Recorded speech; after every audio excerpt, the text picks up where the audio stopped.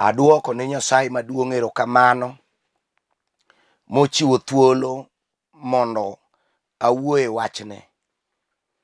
Adwa ni mondo asom kowuok e muma mar Zaburi 20 kochakre 7 nyaka 8. Muma wacho kama: ji moko ogeno kuom gechegi mag lweny, to moko ogeno kuom faresegi. Wan to wageno kuom teko mar Ruoth Nyasaye. Joma kamago biro chwanyre mipodhi, to wan wabiro malo mi wachung' motegno. Agoyo ni Nyasaye maduong' erokamano. Kaka somo ng'isi malong'o nadwa wuoye geno ma jok moyie kuom Nyasaye nigo. Geno en kao chunyi tikete gino ma ok nyal golie, ma ok nyal lokie. Thoth ji ma wan go e piny mangima, e piny Russia, e piny Amerika, e pinje mag Europe, ing'eyo gi nyaka England, ing'eyo nyaka pinje mag Ureno, ing'eyo nyaka pinje nyaka mag China, nyaka mag Korea. Thothne githoro thiano ni lweny koluwre gi gir lweny ma gin go e pinjegi. Kendo inyalo yudo ka jotend pinjego ting're malo gi nyadhi kod sunga ka gima dwa buogo jomoko ni ka utugo to kit silaha man ga biro tiekou gi ndalo matin. Mano nyalo miyo giting're malo e yor siboi kata e nyadhi moro kata mar sunga koluwre gi gir lweny ma gin go. Ibe ing'eyo ni mano adiera, to mae momiyo ineno ka pinje moko oluor, to pinje moko bende ocha. Tera ni pinje mocha gin pinje ma king'iyo gi lweny ma gin go ni piny tin maonge. To pinje moluor ma be ing'eyo machalo Amerika gin pinje ma kinono malong'o midonje e gigi maling'ling' mag lweny, to gin gi madongo ma kukwe yamo tiyweyo titho masano. Gin gi gir lweny maricho ma ibe ing'eyo ni gin go. Kata pinje machalo gi Israel gin gi moko maricho ma kogo to ot mondo ot obare to ot sienyre kochimo lo piny. Nyocha neno gima gitimo e kinde moko mokalo. To mano nyalo miyo pinje moko luorgi koluwre gi gir lweny ma gin go. Daudi ma wuod Jesse ondiko ma kong'eyo ni thoth ji josunga koluwre gi gir lweny mag silaha ma gin go. Nokoni jok mane en go ma jolweny mamoko manotegemea gigi mag lweny. Ing'e ni Daudi oyudo loch kendo bedo ruoth ka pinje mag libamba mane nitie bute Israel nothoro monjogi. Adiera pinje machalo kaka Aram, pinje machalo kaka Felicia, pinje machalo mane nie bathego ne nigi gir lweny mang'eny, to Israel to ne tin adier kata kiduoge namba mag jolweny ok gin malo. To mae momiyo Daudi roho wuoyogo kong'icho jo Israel tir ni kuom jomoko ma jolibamba okawo geno gi geno oketo kuom farese mang'eny ma gin go, kendo geno gigi mag lweny mag silaha machalo kaka tong', gin gi mag abaja gi mag dinda, gin koda sere mibayo to biro kogoyi titho masano timo sum. Daudi ong'eyo kit lweny ma jogi nigo. Gin gi silaha maricho moketie kwiri, moko ketie kwiri maricho machalo tong nyang', moko kete kedhno mag gik manego ji, oketie gik ma komuli tidhi masano. Daudi ong'eyo malong'o ni ja-Asuria ogeno kuom gir lweny ma gin go gi faresegi, gigeno jusi mag lweny ma gisomo e bungu kata e pe madongo ka giringo ka giting'o msike e tokgi. Gigeto geno ni mane manyalo miyo gilo lweny. To Daudi to fwenyo wach moro ni kata jogo geno kuom gik ma gin go gipodho piny, kendo winji gin jomilo pile gi gigi go. Ibe ing'eyo malong'o ni ng'amiluongo ni Saulo ma ruodh Israel nolo to nigi jolweny madongo ma dendgi timo bati mano keto mbele. To Goliath ng'at achiel nen ng'at achiel kende, to sama nokuombo to Israel ringo lal, nyiso ni lweny kar ok logi ng'eny mar ng'ato. Daudi okwero gi ka, okoni kata jok mawasikwago ogene farese kod gigi mag lweny, to wan apako Nyasaye maduong', wan kaka jo Israel, koth Jakobo, nyikwa Ibrahim kod Isaka, Nyasach Musa ma wan go, Nyasach Shadrach gi Meshach kod Abednego ma wan go, Nyasach golo pi e lwanda, Nyasach baro nam, Nyasach polo kod piny, Nyasaye maringo gi boche polo, Nyasaye ma control chwiri kod opon, Nyasaye makelo liudu, Nyasaye no en emwageno kuome, ok wageno kuom gi lweny. Daudi koni winji, wageno kuom teko Nyasaye, wageno kuom lochne, wageno kuom nyalone, makata dhi ng'at achiel tanyalo lo lweny ma wagore apako misinga mar lweny. Wegeno e ng'enyni, wegeno e gik ma in go mag lweny.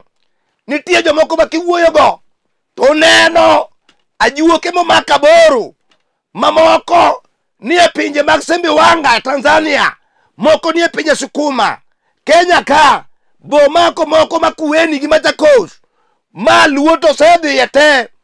King'iye onyalo wuoyo ni anyadha, kokoni an kitugo koda to winyo nyalo toke wiyi. En gi wete modiro, kong'iyo nodong' ni en kod silatosa. Ugeno kuom jogo e Thuru Wasembu. Ne nitie jomoko manogeno kuom ajuoga moro ma ok adwa luongo nyinge, e piny Kanyikela, chieng' mane gibiro to girado gi mon moting'o boke moa e liel, to gipenjo ni to liel ni kanye, ni ajuoga miluongo ni ng'ane motho, waywago mwalo kanyo. Jogo ne boto fend, moko noa e pinje maoko mopogore gi pinje luo, ne both gi fend ka ng'ama ne gigeno kuom otho. Winji, wegeno e pachi mar somo mane midhi Amerika, geno no biro miyo gik mabeyo lalni.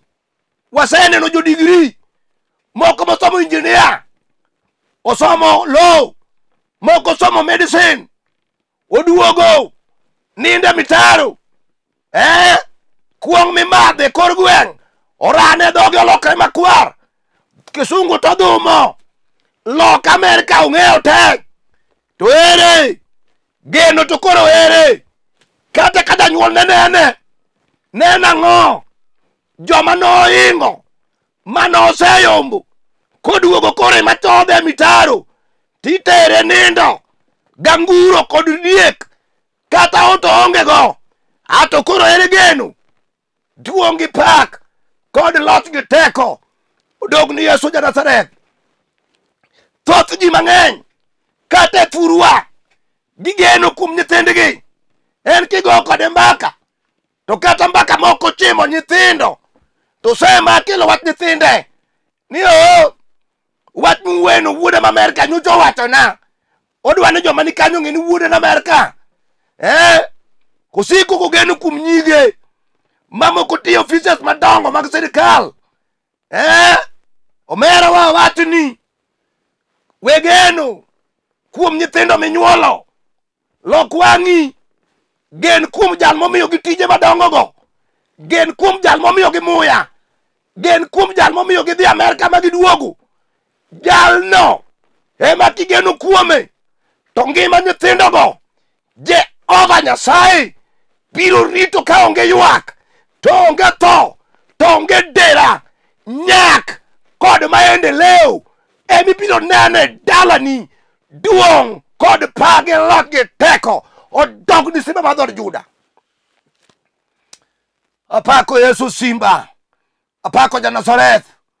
Wegeno kuom pesa osiepna, iwuoyo setho we pesa e bengi, makidhi osiptal neno ka ng'ama tuo nindo, abilionea, oket kwencha bathe ok ocham, oket ring'o mobul ok ocham, oket tong' moboki ok ocham, oket soda ok ocham, oket machunga mar orange ok ocham, pesa to nitie bengi, adiera kanyo chiwuoyo kode kongima, onyalo koni an we duoka, nyalo teri ka polis bilal kuno, anyalo lal gi ngima di dakika achiel, to kora penji, ito nyoto loyi, tang'o moketi otanda, makoro kuywe gi ume, uyweyo gi tonde momgaji, dongi neno ka pesa koro nyal gole kanyo, kata wuoth kode piny India, madhi kode pinje maoko, oduogo ni pod onge duoko.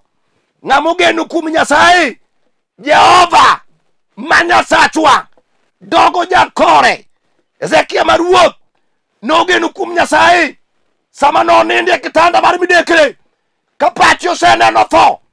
Isaya janabi bendo kelo ne wach, nolam wandone ni wuote, dakika no, muma wacho ni nolokre korot, to wuoyo gi jal mogeno kuome, ni jal mapidhe, ni jal marite, ni jal mawuotho kode, jal mosemiyo lo wasike, jal momiyo osemiyo dala noting're malo, nodok kocha, kong'iyo korot tir, e ng'angone kama oninde, to wuoyo gi Nyasaye, kopenje niya, Jehova, parie, kaka asetiyoni, asewuothoni, dibed nadi, katho sani, dakika no, Nyasaye ong'iso Isaya, dog ir Ezekia, kone na mede higni 15, Nyasachwa medo higa ni ng'ama kare, tuong' kod pak, pilot gi teko, dog ni simba, ng'amo geno kuom Nyasaye, ng'amo geno kuom Nyasaye, opogore gi ng'amo geno ni kuom gi piny. Wadwa wacho ni, we geno kuom chiegi, misiki wuore chokruok, ma kata kama ok dwa wuoruoke, kisiko man chiega bi, ne uka ko jaber, nyako matiende golo, ma wang'e chalo gololi, isiki pake mbele ji, e chokruoke madongo, ipake keja dhaka achiel, e ji ong'eyo, ni mano to en achiel, to makari ubangi daki wachi, mango mongo, mikone pesa pile, madhodhogo nyathi daki wuoye, materi wuoye, monto se pak maber nie mbele ji, to noduogo wuok nang'o, owuok agaja, okawacho nonego kiki introduce chiegi, e chokruoge miyale, but, we kalo tong', motal Nyasaye, we geno kuome, ma jomoko wacho niya, ni de onge dhako ni, akia di kono ngima di ko chal nadi, winji, we wuoro dhano, onegi wuor Nyasaye, tikoni ruodha, tim na onu, miya gima onge go, gen kuom Nyasaye ok no tuoni, ok no ng'i piny, sami wuoyo kode, duong' odog ni Sima ma dhod Juda, duong' odog ni Ja-Nazareth, igeno ang'o? Igeno ang'o osiepna? Igeno dala maduong', mon moko nitie mathago nyaka chwogi, nikech ogeno dalagi, korgi dichuo samoro gima nitie onge, dhako ogeno wadgi madisi, ogeno dio, ogeno injinia, en kiwuo kode, ni an mitugo koda ni, bing'eno wadwa en okil, an nyar jomariek, osiko mamane mobiewigo, winji, jomabeyo go osegen, to gikone, onge modong', madala, mane profesa go wae, odong' ka onge ng'ama odong'ie, ma joma nogeno kuomgi, oduogo mowuotho gi lwetgi kapamo, winji, ng'ama ogeno kuom Yesu Ja-Nazareth, jalno kende, en ema en gi geno tosha, en e jal ma jochiendo luoro, duong' odog ni Sima ma dhod Juda nyakwar Jesse, duong' odog ni jal man gi teko, duong' odog ni Sima mantie nyaka chieng'. Wegeno e puotheni mipuro man golo cham, ma kata unie tie yien, kamidine ndigni, tisiko mano mera, puotha manie tok Odera, nyocho golo na gunde 40, a puodho nolong'o, puotheni ge misike wuoro ni ji, te nyocha githo, dongi duoge rundo, ka puodho en gimi nyalo geno, dongi duogo kori rundo ing'eyo nyaka be chame chiro samore dichuo iruwe nyaka go muogo gi bel gorogoro ariyo iting'e goki ka punda moting'o bala idhi kode to nyocha tiwuoro puothenigo. Dongi neno ni puodho ok wang' ng'ato, puodho ok wang'i ato wang'i wang'ni. Dongi neno kiyagi miudho kara ere gimigeno ere jomoko geno kuom dhok madongo mopidho masama dhiang' kuombo ochayo joma onge dhok owacho niya to ng'ato dak nadi ma kata dhiang' minyiedho onge ni nikech en gi mage moko adek. To dhogigo kare mobiro chwado kichieme nindo moro dere kia kitimo nang'o kwal idong' buga idong' gi lweti nyocha igeno dhiang' igeno to ere geno no dongi neno kiywak. Daudi ka Jesse wacho niya jomoko ogeno e gigi mag lweny, ogeno kuom faresene. Dongi ng'eyo ni ng'ama ogeno e dhano ondike muma ni jalno okwong'e ondike mano gen kuom Nyasaye sima ba dhod Juda.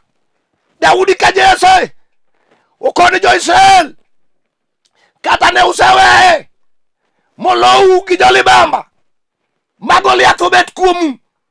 Awinjo kan gi chir, awinjo kan gi Yesu simba ma dhod Juda, thuon manotho dhiambo so chike tok dala Jerusalem. Awinjo kan go muga jal moloyo tho, awinjo kan gi Yesu osiep Latero ja-Bethania, osiep Ibrahim Katera. Awinjo kan gi simba manyakwaro bed, ageno kuome okawil kata tin. Ajahigni 17 to ng'atni jahigni 38 okadewo lweny oriyo.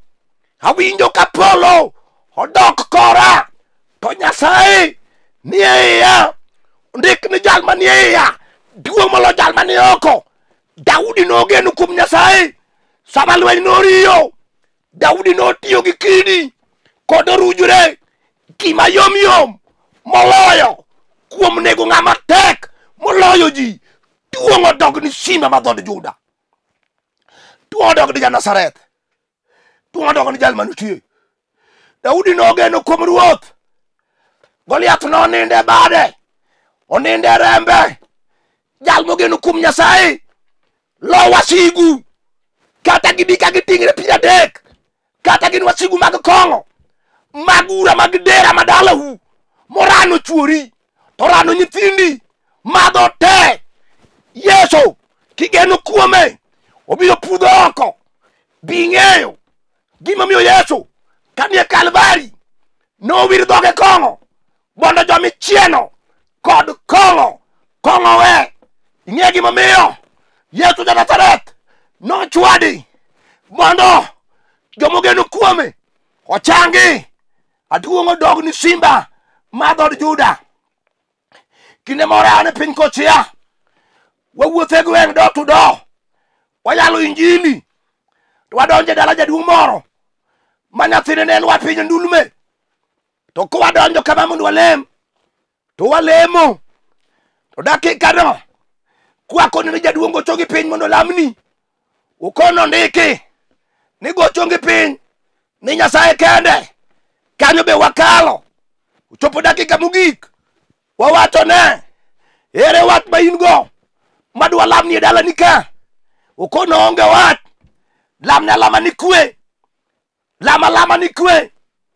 Kane wachiko lemo to nyare mandulme orano kama nolor ne jikon owuok kabiro koran marat to kata morano to apenji jaduong' sama wadwaro ni mondo walam ni kothi tiwacho ni kothi ber to mato mane ukoni mano nyare niga appointment Kenyatta dwe mar 11 walamne munda appointment kikbare to nuwa wuoyo kode wakoni mama wano kwalamna appointment okoniki walamu Nyasaye bondo chang nyathini to dakika no ne waluongo polo ne waluongo Lord ne waluongo nying achiel molo nying duto ne waluongo teko na luongo geno Yesu da Nazareth kidi mane jogero dagi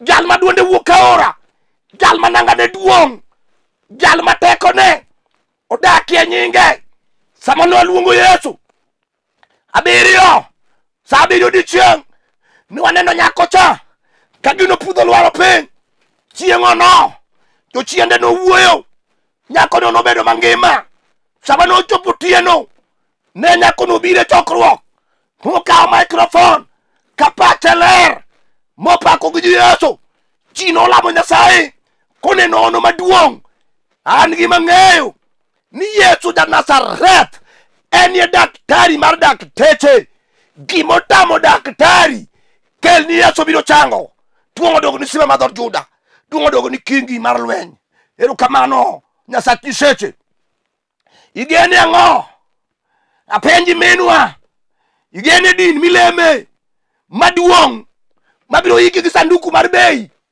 kosi igene cheo mane yudo momi bet kichayo ji nikech ine mama assembly ine jatelo mag mine cheo mano mino omi segar ere apenji igene cheo onegi gen kuom Yesu jal manyalo biro ka ji oseringo weyi ka ji osekuodhi kidong nyamwasi idong kendi Yesu pok owe ng'ato dwaro ng'ama odong kende ma piny oseyanyo ma piny osethiro ma piny osewacho ne weche ma ok owinjore jal moneno nodong kende no onego gen kuom Yesu dhano tho pesa rumo rieko lal to Yesu da Nazareth en nyoro kawuono nyaka chieng be ok notho dichiel mochier ongima entie nyaka chieng dwaro jal mawacho niya asegene gi piny tasara ema yudo asegene jonyuolna pok aneno ber asegene kuom nyithinda pok aneno ber asegene somo gi pesa pok anene ber asegene mwandu pok anene ber asegene ajuoke pok aneno ber Yesu ja Nazareth onego kori gen kuome sani akelo nigo adwaro ni kami betie riaria badie TV no awinjo kamuch Nyasaye kod teko ne oseuma adwa na lamni Nyasaye kati tuo bed mos idwa chango sama weni nyingi Yesu Kristo aduoko ni Yesu erokamano Nyasachwa maduong Jehova mar lweny rie badi ni mamano rie badi ni nyakono rie badi ni dichuogno Nyasaye uwuok kawuono e gige mosegeno ochimi tir kaka Nyasache ruoth yie ibed ng'at mogeno Nyasachwa maduong timne ono timne nyalo oneni kuom tekoni Nyasaye mar nyalo chang mamano koa tuoche ywe pi wang dichuogno moseyuak pile dichuo maonge tichno miye tich Nyasaye jal ma ji ochano ting'e malo alamo kaka jatichni Nyasaye parna jolweny parna Amos mawuod dera kanie piny Kabiria parna chiega Marcelina Piyo maroche kanie piny Kabiria parna mama Nyasembo Nyawera kama entie e piny Kibera parna Alfred Otieno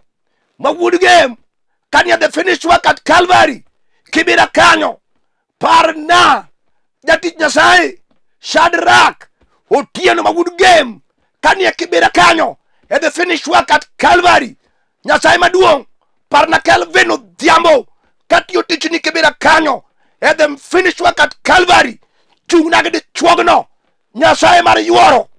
Parna Pamela Manya Ugenya kama entieno. Parna Phoebe Adhiambo jawer mani wiro kod wach Nyasaye kama entie iwire mang'eny. Apako in nikech Nyasaye manitie. Par kanisa mar The Finished Work at Calvary kagi celebrate Pasaka gi e kibira kanyo e kanisa nyaka kamkunji kuma gidhigo e crusade. Nyasaye par crusade no machakre tich ang'wen nyaka Jumapil. Iket lweti wane hono kod ranyisi kichango jotuo. Kitimo kamano Nyasaye to duong' kod pak gi loch gi teko nodogni e nying Yesu Kristo Ruodhwa. Amen. Kidwara namba na kidwaro 07 400 87 57 5 07 400 87 57 5. Arwako we chokruok te mwadhi bedo go kam kunjino kata madhi bedo kanisa Jumapil tarik 17. Nyasaye ogwedhu ji te. Shalom, shalom, shalom.